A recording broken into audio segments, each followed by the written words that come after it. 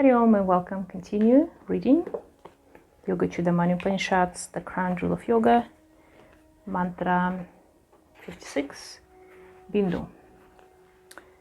Reach the Bindu point. In Sanskrit it's Bindu Mula Sharirani Shira Yatra Pratishtitah Bhavayanti Sharirani Apadatala Mastakam. Translation: the Bindu is viewed as the original cause of the whole body. It is situated in the nerves and blood vessels and sustains the entire physical structure from the toes to the head. You can see it's very enveloping translation here, meaning the original cause of the whole body. A little bit touched this before, the Bindu, and Bindu it's one of the more elaborated practices which you will practice in yoga if you reach a particular level through your understanding, and it's one of the, like a gateway to deeper connection with higher self. Yeah. Commentary: the word Bindu means a point or drop. Bindu is considered to be the nucleus or the abode of matter. It is the point from which all creation manifests in potency ready to create. In Tantra Shastra, the Parabindu or supreme aspect of Bindu is equated with Shiva and Shakti, abiding in Sahasrara chakra as an undivided, undifferentiated principle. Thus, Parabindu represents the first subtle manifestation of creation. Creation implies vibration, movement, and action. The Parabindu therefore divides itself into three principles. First, nada, the primal vibration, or nada, or primal vibration, the sound. Yeah, the first sound. First was the sound. And we know that the sound was first Om, let's say in yoga, or Omen, Amen, in any other religion. It's basically Om. Bindu, the primal point of or emanation of creation. And third, Bija, the creative power, or the Bija like a seed, creative power, Bija sound. That's what we do a lot of practices on too. So it is said that at the time of creation, the entire universe emanates from Bindu, which is the first point of individual ideation in objective form, and at the time of dissolution, it returns to Bindu. So the Bindu, physically, it's kind of located here, like where my tailbone here, this bun. And it's not the crown of the head, so here where the crown, kind of like three, 4 fingers from your hairline, you feel this crown point. That's where we kind of over which Sahasrara is located. Bindu, it's the one at the back, and it's very easy to find it. Sometimes you have like a little depression in your skull there, and children have soft part here, and sometimes there too. And children, when you look at the children's head, like 1 year old or whatever, you can see the swirl of the hair. When you just shaved recently, you see the swirl of your hair. Usually it starts swirling around the Bindu. And this point was very important through all the traditions, through the history of humanity. If you, I don't know where you're from, so if you kind of deep dive into your ancestors' traditions, you probably will find they talk about this point. I'm going to call it differently. I know in my tradition it's very important, and we talk about this not just for the babies, but for adults and stuff like that. For monks, it's a very important point as well, and some monks even trying to reopen this connection in the skull. And when you do a lot of practices, it will soften up. And there's even some practices when the monks put in straw through the head into the brain during the meditation. So there's a lot of this kind of stuff. So it's a point where interconnected your physical, development as a human being and our spiritual. In the same time, Bindu, what it says, it's the birth point here, creation. Some depict it like this through the Bindu. There's kind of like a cord coming through, which connected, and some can even visualize it or see it in near-death experiments or through the deep meditation, or people just naturally feel it. It's a connection with somewhere like your ancestries.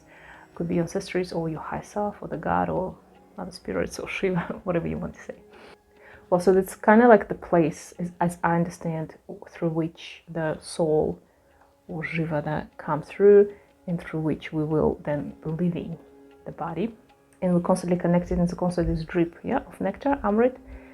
So we never lose through the life this connection. That's why we are alive.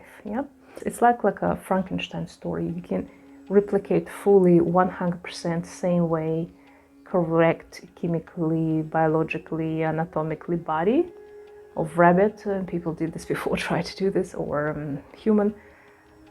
But we don't have ability to put the soul spark of life into that. So you can make Frankenstein from parts of the body, or clone them, or whatever. These days 3D printed on the biological computer or something like that in the future. But you don't have ability to bring the soul to that physical body. So that's where we actually, in yoga, we do understand it very clearly. Similar with artificial intelligence. I don't believe there is a such thing. It's just a very sophisticated computer, which give you the algorithms more sophisticated than before, but it doesn't have separate unity of the jiva, of the soul. That it is. So let's continue. In yogic terminology, the concept of Bindu has several different meanings. First, Bindu chakra, which is situated at the top back of the head, that's what I told you, and it's an important center of awakening in kundalini yoga. We use practices through Bindu, we work through Bindu, and you see it's an important point for your awakening.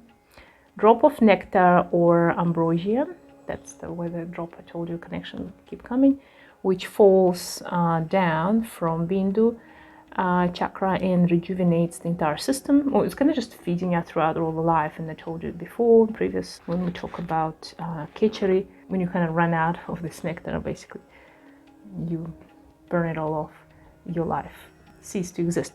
And there's not much you can do. You cannot bring back somebody to life if there's no more this connection. Like if the soul leaves the body, you cannot. You can keep it in the machines, respiratory, keep even the heart artificially, keep beating, but the soul's gone. That's why sometimes people go to coma. With the coma, I think it's like I don't know, actually, through the yogic practice, interesting point to research about. Maybe somewhere we will read about coma. When people in the deep coma and they lie in there for years, I'm not just talking like months, even weeks, we're talking about years, 7 years, 10 years, and it seems like the body functioning. So the nails growing, heart beating by itself, or with the machine help, but the person is kind of gone deep asleep, so the conscience is somewhere else, maybe, or maybe it's still kind of there, but it's lost the connection, so it doesn't want to come back. So it's very tricky point, that, and how it's related to your Amrita. That's the good question I would ask. Point 3, semen or seed potential in human beings. So this Bija, the seed or life spark, as I said. And last, vital energy, which creates and sustain the physical system. The moment this vital energy gone, soul, jivatma, that's it. The body just become combination of organic molecules and cells and tissues. Unless people who study biology, anatomy, human physiology, connect to yogic practices in understanding these points. Before that, there's no foreseen any progress on understanding what is death, what is life, what is soul, these things. And there are some advances happening, and even in this in Bihar school, I found that this is the best source of research done in collaboration with modern Western scientists and medicine, and how they, communicate with the yogis who had great experiences and research and even measure them, and they have some kind of conclusions. And often people from Bihar schools who went through all the even kundalini writing, awakening with the teachers, gurus, they go to the Western world medicine institutions, universities, and they start combining, knowledge they have. It's still hard. There's still resistance of traditional medicine. Western traditional medicine, we call it, and science, modern science, and so there's still incapability, because I don't think that the research that people done through the Bihar school are widely accepted in scientific community. So it's a little problem there. So let's finish this mantra. states that Bindu is this case of physical existence and describes the location of the Bindu at the physiological level. In the physical context, Bindu would normally be considered as the semen or seed, which contains the entire human potential in concentrated form. Basically, your whole Jivatma, all your soul. Get there. Here, however, Bindu is visualized throughout the nerves and blood vessels of the physiological system from the toes to the head. Well, that's why they give this. It's like I told you, remember about the blue imprint? So before you build a house, you have to kind of sketch it and visualize it in your mind, and then you can build it. You cannot build a house. I mean, it will be very hard. It's not going to be a very good house without visualizing first, or even have specific measurements. So similar with us, we imprinted our Bindu, created before we even, were manifest into this physical world, Shakti. So similar, my teacher always said that Bindu exists for everything else in this world. Any rock, any book, walls, leaves on the trees themselves, everything the physical have a Bindu point. Even though it seems like there's no soul, but it still have an imprint of its existence, the karmic connotations to that. Yeah. So it's very interesting. Another point about the Bindu. Every cell of the body depends upon the nerves and blood vessels for sustenance and integration with the rest of the body. This implies that the Bindu is not only the seed, but also the vital source of life at the cellular level, which sustains and links every cell to the whole. The establishment of the Bindu at the cellular level brings this abstract and transcendental concept of creation down to the physical plane, where it can be experienced and understood by the mind and senses. It also implies that as Bindu is the necessary agent for rejuvenation, it is possible to rejuvenate the body at the cellular level by controlling and preserving the Bindu. I think what they mean here, preserving the Bindu, this Amrita, like connection with the Bindu and sipping the Amrita.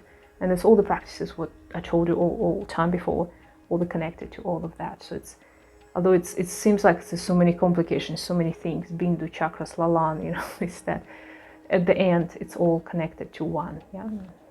And it's very logical because how it's happened that we come to this physical body, we live for around 100, if you like, more or less years, and then we kind of leave, and then this body become discarded. And that's why there's so much misunderstanding, people trying to do something with the bodies, people worship the bodies for a long time, which in a sense shouldn't be practiced by spiritually awakened people, understanding that this body is done. There's no more anything left of that person. Yeah, there may be some like jivas left in the parts of the body. In the first several months after death, we kind of better harvested it, and the best way to do it through the yogis is to burn the body through the fire, translate it faster into the ether, so the jivas could be consumed by the soul that left it, and then you move on.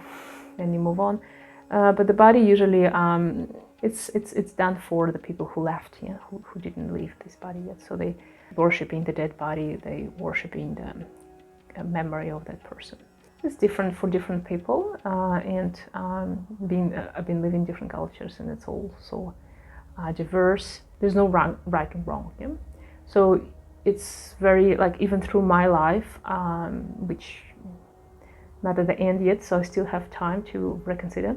I already changed my opinions about that point through childhood, younger years, my middle ages, through my middle years, and then towards my now years. It's all okay, all right, whatever you are at this stage, but in the same time, remember about the Bindu, about your Jivatma soul living and all these things, and kind of listen to also your intuition, what your heart tells you so as well, how you feel.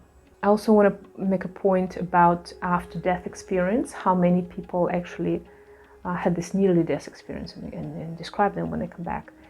And it's striking that there's hundreds of thousands, maybe even millions of reports of people who, and there's even been a lot of scientists who study those, who talk to there's a records, they're recording how the people describe the experiences, whatever happened to them. It was in a hospital or in a car crash or something like that. Some people just have near-death experience when they were children, or something happened, or they just fainted. it's striking how, of course, we all have different perspectives, so we see differently, but they all describe it similar, like the same kind of pattern-ish. They see it a little bit different, like whatever angels, it depends on the religion or connotation that's created in the mind. They come to different form to them and form of the relatives, but it's all similar story, basically. And it's all aligned with our understanding through spiritual awakening, how it happens. So you as a yogi, I'll be able to consciously do that, go through these stages and go back, go forth. And there's a particular even practices of praying for death, for leaving the body or coming back or not. Think about this next time you decided to practice yoga, that it's not just, this is one of the most essential and underlying concepts and our existence in the world. So you're practicing not just to slow down your breath, have a better physical body. You just practice this in this lifetime to live efficiently, but also outside of it, through your other lives, through outside what's happening with you after death. If you don't believe life after death, it's not technically life after death, but if you don't believe in whatever I just said, dive deep into yoga and find out. I wish you the best luck. Hariom.